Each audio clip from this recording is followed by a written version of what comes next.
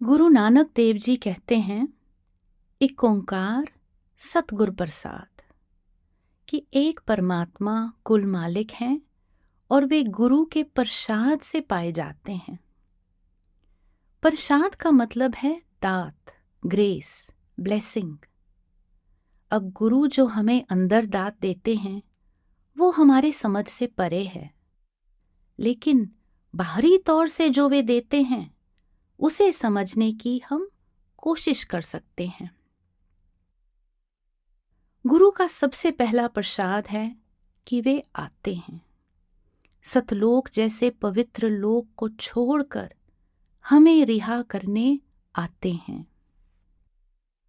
जब संत आते हैं उनके प्रति हमारा व्यवहार कैसा होता है? महाराज सावन सिंह जी अपने सत्संगों में शास्त्रों से ये कहानी सुनाया करते थे। एक बार स्वर्ग में नारद मुनि भगवान विष्णु के पास गए। पृथ्वी की ओर इशारा करते हुए कहा, नारायण, सुअरों के इस परिवार को देखिए, कितनी गंदगी में रहते हैं। अगर हम इन्हें स्वर्ग ले आएं तो इनका जीवन सुधर जाएगा। भगवान विष्णु ने जवाब दिया, लेकिन नारद, वे स्वर्ग में आना ही नहीं चाहते, वही खुश हैं। नारद हैरान हो गया। वो खुद धरती पर उतरा, सुअरों से मिला, स्वर्ग का वर्णन किया और उन्हें निमंत्रण दिया कि आइए, मैं आपको आपके सच्चे घर ले चलता हूं। मुख्य सुअर ने जवाब दिया, रुकिए, आप पहले बताइए, क्या स्वर्ग में रहने के लिए गंदगी और कीचड़ है? नारद ने कहा, नहीं। सुअर ने पूछा, क्या स्वर्ग में हम हर साल बच्चे पैदा कर सकेंगे? नारद ने कहा, नहीं। सुअर ने पूछा, क्या स्वर्ग में खाने के लिए कचरा होगा? नारद ने कहा, नहीं। तो फिर सुअर ने कहा, फिर हमें स्वर्ग में क्या रुचि हो सकती है? और उसने मुंह फेर लिया। बाकी सुअर चुपचाप उसके पीछे लग गए। किसी एक ने अपना दिमाग नहीं लगाया। क्या हम उन सुअरों के जैसे नहीं हैं? हमारा दायरा भी इतना ही छोटा है। संत बार बार समझाते हैं कि ये दुनिया भ्रम है, नाशवान है, कूड़ है, लेकिन हम इतने दुख सहने के बावजूद इस दुनिया को दोनों हाथों से पकड़े हुए हैं। फिर भी संत हमारा साथ नहीं छोड़ते हैं। चाहे मुल्ला या पंडित उनसे नाराज हो जाए, चाहे राजा या नेता उनसे नाराज हो जाए, संत निडर होकर सत्य का प्रचार करते हैं हमारे खातिर। इतिहास हमें बताता है कि हमने इन संतों महात्माओं पर बहुत अत्याचार किया है, तत्ते तवे पे जलाया है, खाल उतारा है, सूली पे चढ़ाया है। लेकिन संत सर्वशक्तिमान होने के बावजूद हमें सजा नहीं देते हैं। हजूर महाराज जी कहते हैं, संत हमें बचाने आते हैं, वे हमें सजा देने नहीं आते। अगर वे हमें सजा देने लगें तो हम बच नहीं सकेंगे। संत हमारे लिए जन्म लेते हैं, हमारे लिए मरते हैं, वे हमारे लिए आते हैं। ये है उनका पहला प्रसाद। फिर संत हमें 3 और प्रसाद देते हैं, दर्शन, सत्संग और सेवा। ये तोहफे हमें बड़ी खुशकिस्मती से मिलते हैं। इनके जरिए संत हमारी धुलाई सफाई करते हैं, हमारे कर्मों को काटते हैं, हमें निर्मल बनाते हैं, बेहतर इंसान बनाते हैं। दर्शन, सत्संग और सेवा ऐसे प्रसाद हैं जिनके जरिए गुरु हमारे बिखरे हुए मन को एकाग्र करके अंदर की तरफ मोड़ते हैं। आखिर वो दिन आता है जब हम हाथ उठाकर नामदान मांगते हैं। नामदान के दिन गुरु हमें नाम के साथ जुड़ने की युक्ति सिखाते हैं। अब नाम क्या है? शब्द या नाम परमात्मा की वो महान शक्ति है जिसने सारी सृष्टि की रचना की है। गुरु हमें इस परम शक्ति के साथ जुड़ने की युक्ति सिखाते हैं। इस युक्ति के 3 अंश हैं। सिमरन, गुरु के दिए हुए 5 शब्दों को मंत्र की तरह दोहराना। ध्यान, सिमरन के समय तीसरे तिल पे गुरु के स्वरूप को या अंधेरे को तकना। और भजन, तीसरे तिल पे शब्द धुन को सुनना, उसके साथ जुड़ना।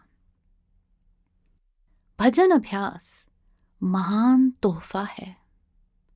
भजन अभ्यास वो चैनल है जिसके जरिए हम गुरु को याद करते हैं, उनके साथ रिश्ता जोड़ते हैं, शुक्रिया अदा करते हैं और उनके दरवाजे पर भीख मांगते हैं कि अब बख्श लो।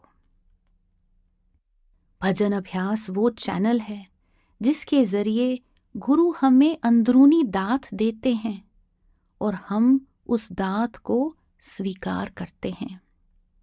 देने का तरीका, लेने का तरीका। सिमरन, ध्यान और भजन, प्रसाद प्रसाद गुर प्रसाद। नामदान के दिन हम गुरु से 4 वादे करते हैं कि हम मीट, मच्छी, अंडा नहीं खाएंगे, नशीली पदार्थों से परहेज करेंगे, एक ईमानदार और नैतिक जीवन जिएंगे और रोज कम से कम 2.5 घंटे के लिए भजन सिमरन करेंगे। इन वादों को सुनकर शायद लोग सोचते हैं कि संत मत बहुत स्ट्रिक्ट है, रिस्ट्रिक्टिव है, गुरु हम पर बंदिशें डाल रहे हैं। लेकिन किसी सत्संगी से पूछिए, वे कहेंगे नहीं, ये 4 वादे गुरु के किले के 4 दीवारें हैं। ये हमें अनगिनत प्रलोभनों से, टेम्पटेशन से बचाते हैं।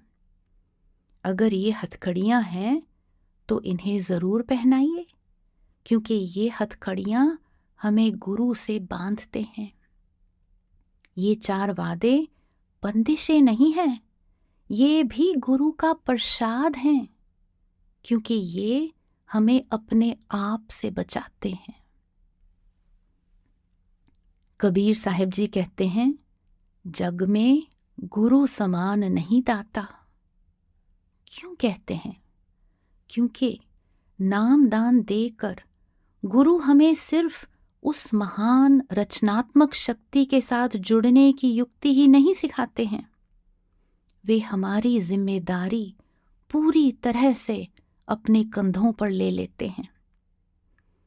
गुरमत सिद्धांत में महाराज सावन सिंह जी कहते हैं, गुरु के कर्तव्य अनगिनत हैं।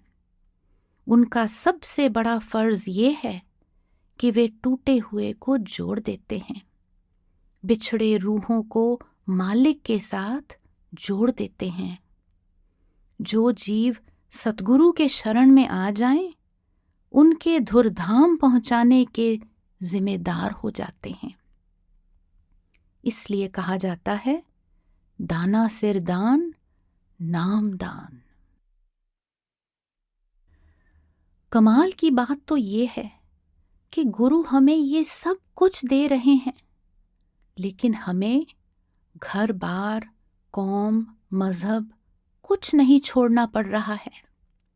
काम काज करते हुए, जिम्मेदारियों को पूरा करते हुए मुक्ति के रास्ते पे चलते जा रहे हैं।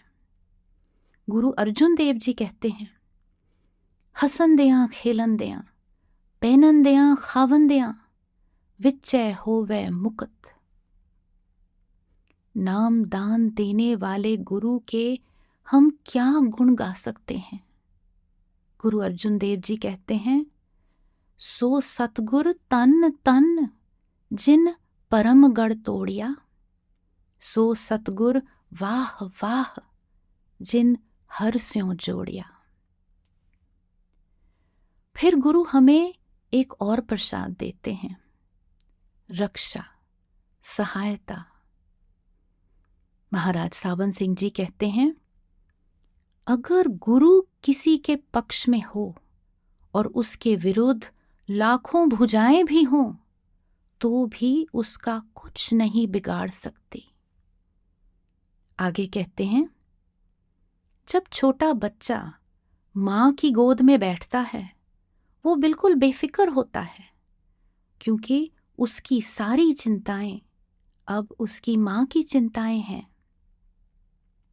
महाराज सावन सिंह जी मां का मिसाल देते हैं। बाबा जी ने पिता का मिसाल दिया है। एक बार उन्होंने कहा कि एक छोटा बच्चा रोज अपने घर के बाहर खेला करता था और रोज एक पड़ोस का बच्चा जो उससे बड़ा था उसे धमकाता था, बुली करता था। एक दिन बच्चे ने देखा कि उसके पिता उसके घर के सीढ़ियों पर खड़े हैं। वो तुरंत अपने पिता के पास भागा और उनके पीछे छुप गया। फिर अपने पिता के पीछे से सिर निकालकर कहा, अब बताओ क्या कर सकते हो। बाबा जी ने कहा कि इसी तरह गुरु शिष्य की रक्षा करते हैं। लेकिन महाराज सावन सिंह जी और बाबा जी के मिसालों में एक शर्त है। बच्चा मां की गोद में शरण लेता है। बच्चा पिता के पीछे भागकर शरण लेता है। मतलब बच्चा भी तो कुछ करता है। इसी तरह शिष्य की कोशिश जरूरी है। भजन के जरिए हम गुरु के शरण में आ जाते हैं और फिर उन्होंने तो हमसे वादा किया है, तू मेरे जिक्र में, मैं तेरी फिक्र में। गुरु अर्जुन देव जी कहते हैं, औखी घड़ी न देखन देई अपना बिरद समाले। महाराज सावन सिंह जी इस बानी को खोलकर समझाते हैं। कहते हैं, जिस तरह बच्चा अनजान होता है और उसको मां आने वाले मुसीबतों से बचाती है, उसी तरह गुरु शिष्य के आपत्ति विपत्ति को मिटाते रहते हैं, जिसके बारे में वे शिष्य को कुछ पता तक नहीं चलने देते। अब गुरु अर्जुन देव जी और महाराज सावन सिंह जी ने बहुत कमाल की बात कही है, लेकिन इसका मतलब क्या है? क्योंकि हम आपत्ति, दुख, औखी घड़ी इन सब से जरूर गुजरते हैं। सबसे पहले सतगुरु हमें किन सिंचित कर्मों से, स्टोर्ड कर्मों से बचा रहे हैं, ये हम नहीं जानते। दूसरा, गुरु हमें किन क्रियमान कर्मों से, नए पापों से, नई गलतियों से बचा रहे हैं, ये भी हम नहीं जानते हैं। रही बात प्रालब्ध कर्मों की, इस जन्म के डेस्टिनी कर्मों की, यहां गुरु हस्तक्षेप नहीं करते, क्योंकि हमारे प्रालब्ध कर्म दूसरे लोगों के प्रालब्ध कर्मों से जुड़े हुए हैं एक चेन में, और सतगुरु दूसरों के कर्मों में हस्तक्षेप नहीं करना चाहते हैं। लेकिन औखी घड़ियों में गुरु हमें अकेला नहीं छोड़ते हैं। वे हमारे साथ हैं, हमारी सहायता कर रहे हैं। बाबा जी ने इस बात को मिसाल देकर समझाया है। एक बार उन्होंने कहा कि एक बच्चा किताबों से लदा हुआ बैकपैक उठाकर चल रहा था। बैकपैक बहुत भारी था और बच्चे को उठाने में कठिनाई हो रही थी। फिर उसके पिता उसके पीछे आए। चुपचाप बैकपैक के नीचे हाथ रखकर उसे हल्के से ऊपर उठा लिया। बच्चे ने तुरंत राहत महसूस किया। अब बच्चे की नज़रों में, दुनिया की नज़रों में वो खुद बैकपैक उठा रहा था, लेकिन ज्यादातर भार उसके पिता उठा रहे थे। इसी तरह औखी घड़ियों में सतगुरु हमारी सहायता करते हैं, सूली का सूल करते हैं। सोचने की बात है, अगर गुरु हमारे जीवन में ना होते तो हमारा क्या हाल होता। कबीर साहिब जी कहते हैं, सतगुर पकड़ी है बांह, नहीं तो मैं बह जाता। गुरु हमारे माता हैं, पिता हैं, सच्चे मित्र हैं। गुरु की रक्षा गुरु का प्रसाद है। फिर सतगुरु की एक और बख्शिश ये है कि वे हमें पूरी तरह से पलटू कर देते हैं, ट्रांसफॉर्म कर देते हैं। अगर हम रिसेप्टिव हों तो आहिस्ते आहिस्ते हम बदलने लगते हैं, बेहतर इंसान बनने लगते हैं। हमारी रहनी सहनी, जीने का नजरिया सब बदलने लगता है। दुनिया की तरफ भागने के बजाय हम अंदर की तरफ मुड़ते हैं। आहिस्ते आहिस्ते हमें गुरु के मौजूदगी का एहसास होने लगता है कि सच में वे हर पल अंग संग हैं। आहिस्ते आहिस्ते हम समर्पण सीखते हैं। समझ आने लगता है कि अब हमारे कर्मों की डोर गुरु के हाथ में है। जो हो रहा है उनकी रजा से हो रहा है, ठीक हो रहा है। आहिस्ते आहिस्ते हमारे मुंह से शुक्र शुक्र निकलने लगता है। जो वे दे रहे हैं उसका शुक्र, जो नहीं दे रहे उसका शुक्र। ये ट्रांसफॉर्मेशन, ये गुरु के मौजूदगी और रक्षा का एहसास, ये शुक्राना, समर्पण, डिटैचमेंट, प्यार, विरह, ये कोई छोटी बात नहीं है। ये बदलाव भजन सिमरन का फल है, गुरु का प्रसाद है। फिर गुरु हमें एक और प्रसाद देते हैं, अपना प्यार। हम जानते हैं कि वे हमसे मिलने के लिए दुनिया के कोने कोने में पहुंच जाते हैं ताकि हमें तकलीफ ना हो, हमें खर्च ना उठाना पड़े। और जब वे हमसे नहीं मिल पाते, हमसे ज्यादा बुरा उन्हें लगता है। एक बार किसी पॉलिटिकल प्रॉब्लम की वजह से हजूर कई सालों के लिए साउथ अफ्रीका नहीं जा पाए। 1982 में जब वे गए, उन्होंने संगत से कहा, मैं जानता हूं कि मैं 16 साल के बाद आपसे मिलने आ रहा हूं। ऐसा नहीं कि मैं आना नहीं चाहता था, बहुत चाहने पर भी नहीं आ सका, लेकिन पहला मौका मिलते ही मैं यहां आया हूं। आप सब दूर जरूर थे, लेकिन मेरे दिल के बहुत करीब थे। एक परम संत सतगुरु का प्यार बिल्कुल पवित्र और निस्वार्थ होता है। गुरमत सिद्धांत में महाराज सावन सिंह जी कहते हैं, संसार के सारे रिश्ते स्वार्थ और गर्ज से बंधे हुए हैं। गुरु का शिष्य के साथ रिश्ता पवित्र है। हम अपनी आंखों से देखते हैं किस तरह सतगुरु अपना सारा जीवन हमारी सेवा में समर्पित करते हैं।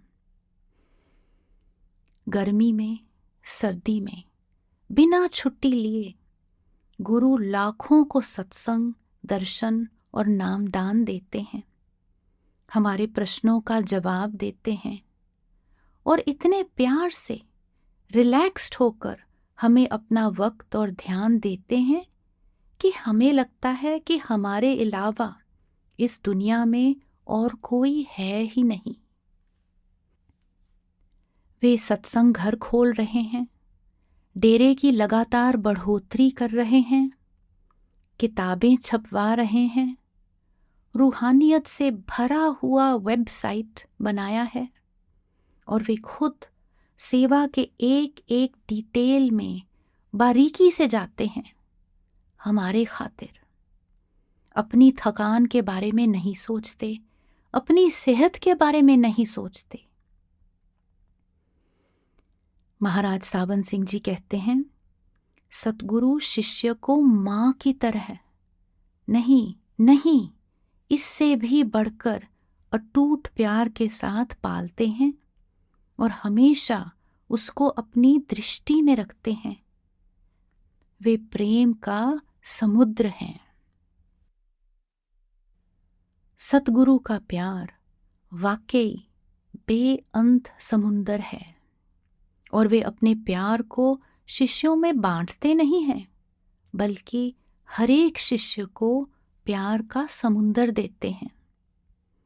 महाराज सावन सिंह जी कहते हैं कि जिस तरह हम कांच की बोतल में अचार को सफाई से देख सकते हैं, उसी तरह गुरु हमें गहराई से देख पाते हैं। वे जानते हैं कि हमारे कर्मों के भंडार में क्या है, हमारी क्या जिम्मेदारियां हैं, हम किन दुखों और मुसीबतों से गुजर रहे हैं, उनके प्रति हमारे दिल में क्या भावना है, हम कितनी रूहानी कोशिश कर रहे हैं। गुरु से कुछ नहीं छिपा, लेकिन वे हमें कभी शर्मिंदा नहीं करते, अपनी कमजोरियों का एहसास नहीं देते, बस प्यार देते हैं और हर शिष्य को अपनी अपनी जरूरत के मुताबिक दात देते हैं कि इसको इस सेवा की जरूरत है, इसको इस बीमारी की, इनको दर्शन की जरूरत है, इनको बिरह की। चाहे हम नजदीक हों या दूर, चाहे हम 10 हों, 10,000 या 10 लाख, गुरु का हर एक शिष्य के साथ संबंध अनोखा है, यूनिक, पर्सनल, 1 to 1। इस प्यार के बारे में कबीर साहब जी कहते हैं, कबीर बादल प्रेम को हम पर बरस्यो आए, अंतर भीजी आत्मा हरा भयो बन राय। कहते हैं, प्रेम से भरे बादल मुझ पर बरस रहे हैं, मेरी आत्मा उस प्यार में भीग गई है, हर तरफ हरियाली ही हरियाली है। और गुरु के प्यार में नम्रता है, क्षमा है। एक बार हजूर जूते उतार कर लंगर घर में गए और किसी शिष्य ने उनके जूते उठा लिए। शायद उसने सोचा कि गुरु के जूते मेरे लिए लकी होंगे। ये नहीं सोचा कि मेरे सतगुर कड़कती धूप में चलेंगे कैसे। ये है हमारा दुनियावी प्यार। जब हजूर लंगर से निकले, उन्होंने देखा कि किसी ने उनके जूते उठा लिए थे। तब हजूर ने क्या कहा, मेरा कोई प्यारा होगा। ये है सतगुरु का प्यार। धनी धर्मदास जी कहते हैं, मेहरबान है साहिब मेरा मेहरबान। जन्मों जन्मों से हम दुनियावी प्यार को चखते आ रहे हैं। इस जन्म में ये हमारा परम सौभाग्य है कि हमें रूहानी प्यार चखने को मिल रहा है। और कमाल की बात तो ये है कि सतगुरु अपने प्यार को हमारे ऊपर फोर्स नहीं करते हैं, हमारे साथ जबरदस्ती नहीं करते हैं, वे हमारा इंतजार करते हैं।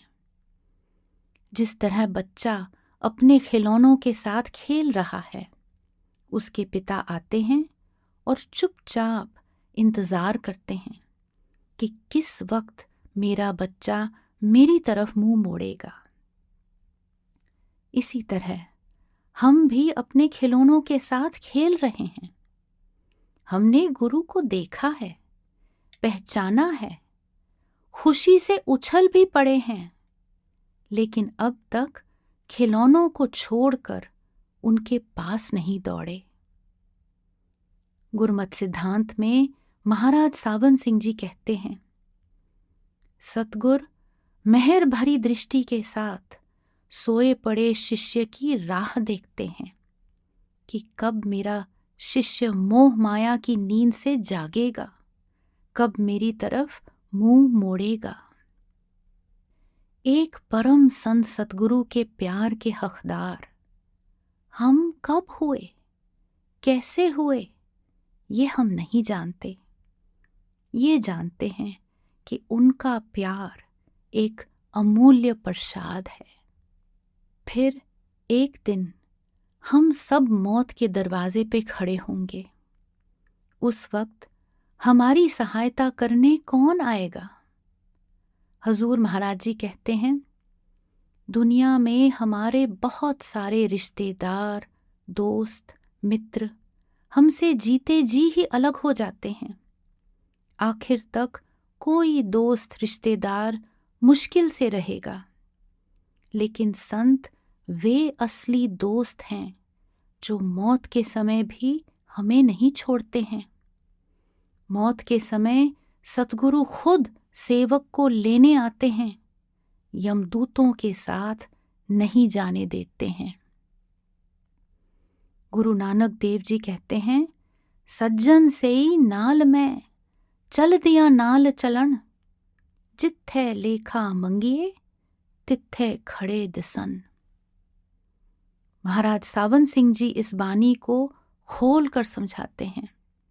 कहते हैं, सतगुर शिष्य की मौत के समय जो सबसे ज्यादा कष्ट का समय होता है, खुद आकर खड़े हो जाते हैं, शिष्य की सूरत को साथ ले चलते हैं और अगली दुनिया में जहां लेखा मांगा जाता है वहां आ खड़े होते हैं।